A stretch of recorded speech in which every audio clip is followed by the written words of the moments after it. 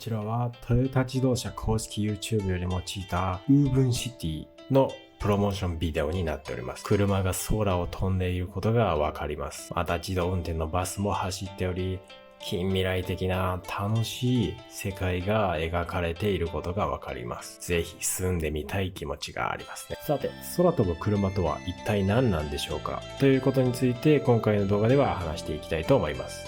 空飛ぶ車というのは正確には明確な定義はありません。そして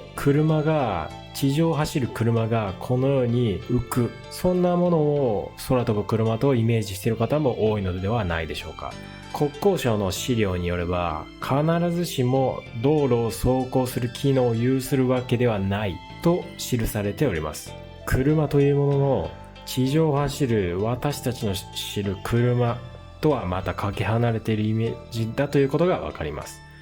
そしてこの中では個人が日常の移動のために利用するイメージとして車という言葉を使っていることがわかります。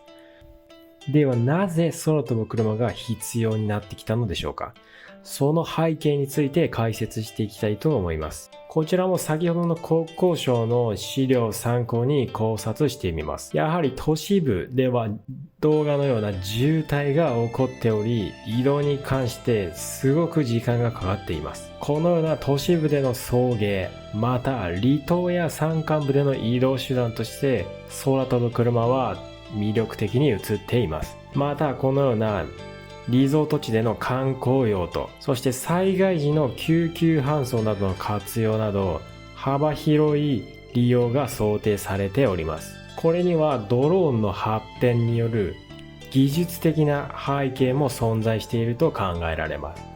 こちらはドローンの最大手 DJI のホームページになりますが、ドローンはどんどん進化してきており、人を乗せるのも可能になったのではないか、そのような技術的な背景があります。そんな中、空飛ぶ車として最有力に考えられているのが eVTOL と呼ばれるものがあります。こちらはエレクトリカルバーティカルテイクオフ&ランディング。日本語に直せば電動、垂直に離陸、着陸。つまり電動で動く車で垂直に離着陸することができるということが挙げられます。そんな eVTOL ですが、どんなものが世界で開発しているのか、まずは見てみたいと思います。まずはじめにジョビーアビエーションという会社の eVTOL を紹介します。ジョビーアビエーションといえばトヨタと提携したことで、話題になっているアメリカの会社になっております。トヨタの記事によれば、開発をジョビーアビエーションがやっており、その生産ですね。生産技術の観点でトヨタが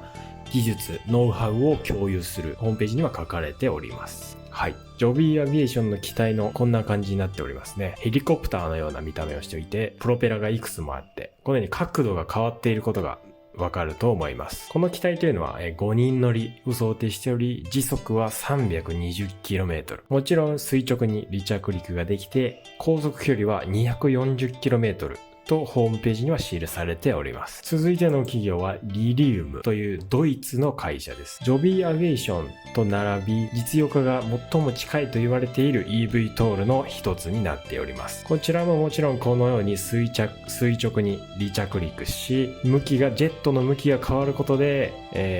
飛行モードに変わっていきます。こちらは7人乗りを想定されており、時速は 280km、航続距離は 250km になっております。先ほどと違うのはプロペラではなくジェットになっておりますね。こちらが。このジェットの向きが変わることにより垂直に離着陸したり遠くに飛ぶためにジェットの向きが変わるということになっております。次にエアバスが出している機体を見ていきます。エアバスといえばフランスの航空会社でジェット機、民間の旅客機ですね。皆さんが旅行行く時に乗っているような飛行機を作っている会社です。こちらはこのような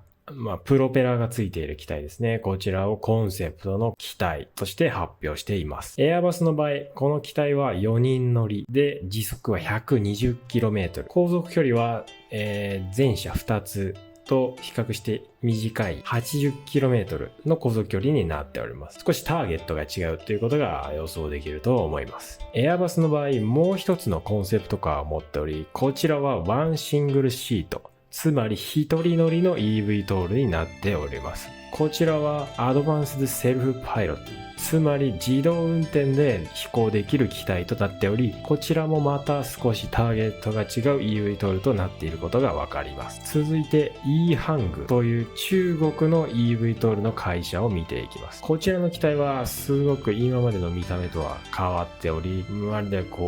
テントウムシといいますか、ちっちゃいコンパクトになっております。そして周りをプロペラが囲んでおり、ドローンの見た目に近いかと思われます。こちらは時速が 130km、航続距離としては 35km ですね。とても短くなっております。そしてこちらの特徴としても、やはりオートノーマスフライト、自動運転になっております。この文面の中には自動運転こそが人間のエラーを引き起こす、人間のエラーこそが事故の原因の大きな割合になっているとして自動運転がより安全だと記されております。そして Safety is our first priority。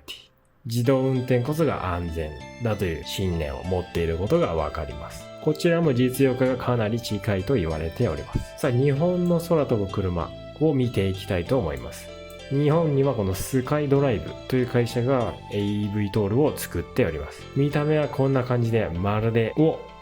彷彿とさせるデザインとなっております。シンプルですね。万人受けしそうな見た目になっております。こちらは現在 SD03 って言って試験機という形なんですが、こんなビジュアルをしており、これは2人乗り、失礼しました。こちらは1人乗りになっております。こちらでは、飛行試験を行っているのですが、これですね、2020年夏の映像ですね。コンセプトモデル SDXX、将来的な機体のモデルはこのような見た目になっており、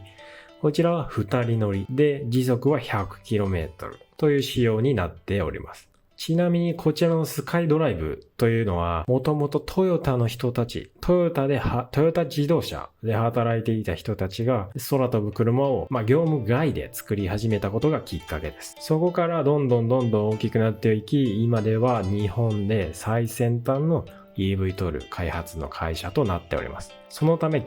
開発拠点はトヨタにあります。はい。個人的にやはり EV トールに興味があるので、このリクルートのページを見て、どこか入れないかなと見ている次第であります。そして最後に一風変わった EV トールを紹介します。こちらはアストンマーチンが出しているコンセプトカー EV トールになっております。とてもかっこいい見た目ですね。クソ主な私だけでしょうか。まるで近未来を想定するような、映画の中の世界の見た目になっており、とてもかっこいいですね。はい。こちらはデモ映像になっておりますが、この時点ですでに高級路線の EV トールを目指していることがわかるんじゃないでしょうか。先ほどのスカイドライブは万人受けしそうなトヨタ車。こちらはやはりアストンマーチンで高級路線の EV トール。様々な EV トールが開発されていますが、皆さんはどんな EV トールに乗ってみたいと思いますか？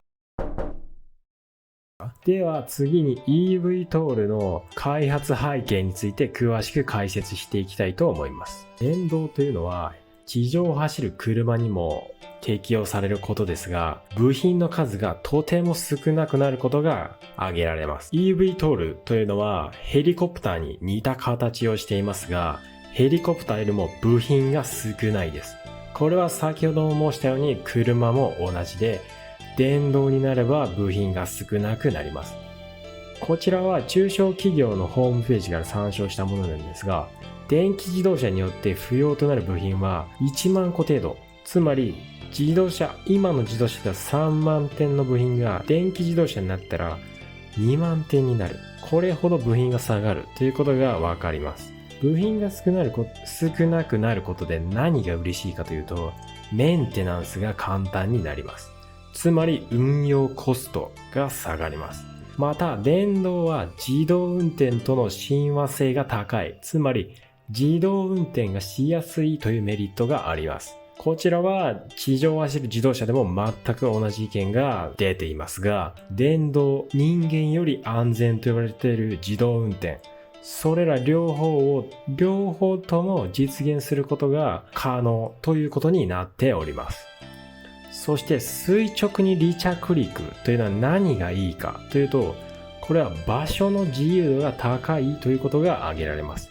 本来私たちが旅行に行くときに乗るような飛行機では長い滑走路が必要となります。その場合、空港のような広い土地が確保できる場所まで移動して、そこで飛行機に乗って移動する必要があります。しかし垂直に離着陸することができる場合、マンションの上にヘリポートがあることを知っていますよね。そのように都心部でもどこでも離着陸ができるというメリットが挙げられます。最後に空飛ぶ車の実用化がいつなのかということについて話していきたいと思います。こちらは先ほど紹介したリリウムという eVTOL の会社のホームページになっておりますが、こちらを参考すると2024年に商業運行を開始すると記載されています。またトヨタと資本提携をしたジョビーアビエーションも同様に2024年にコマーシャルフライト、コマーシャルオペレーションを、つまり商業運行を開始すると記載しています。それを踏まえて日本の状況を確認してみたいと思います。国土交通省の資料によれば、このようなビジネスモデルがイメージされているそうです。これを見る限りは、早くても2023年、そして安全が確認されている特定のエリア、部分的なエリアで運行が始まります。また、湾岸エリアや河川の上空、つまり最悪落ちても大丈夫な場所から始めようと検討がされています。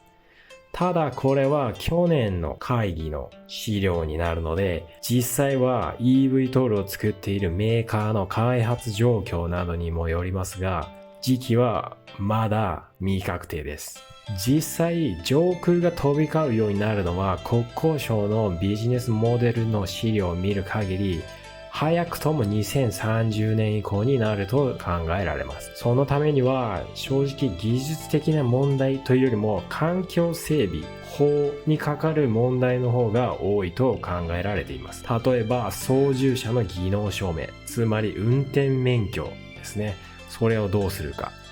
また飛行ルートの検討です。どのように飛行するのが安全なのか、他に問題が起こらないのか。また離着陸場の条件、どのようにするのか、柵があって人が立ち入れないようにするのか、そのような条件を決めること。また eVTOL、空飛ぶ車の安全性の基準です。何をもってどのようにしたら安全と言えるのか、そういった環境整備、国が進めていくような問題の方が多いと考えられています。最後にまとめです。空飛ぶ車というのは eVTOL というのが世界では一般的になっています。eVTOL とは E、電気で動くバーティカル、垂直にテイクオフ&ランディング、離着陸できる。つまり電動で垂直に離着陸できる。イメージとしてはドローンが大きくなって人が乗るようなイメージ。その eVTOL が空飛ぶ車と呼ばれています。そして世界のメーカーの開発状況を見れば2024年に実用化が予定されています。それらのメーカーの発表を見る限り、欧州やアメリカで実用化が始められようとしています。その流れに日本はついていけるか、主に国が整備する環境や法の準備が海外についていけるのか、そこがポイントになってきます。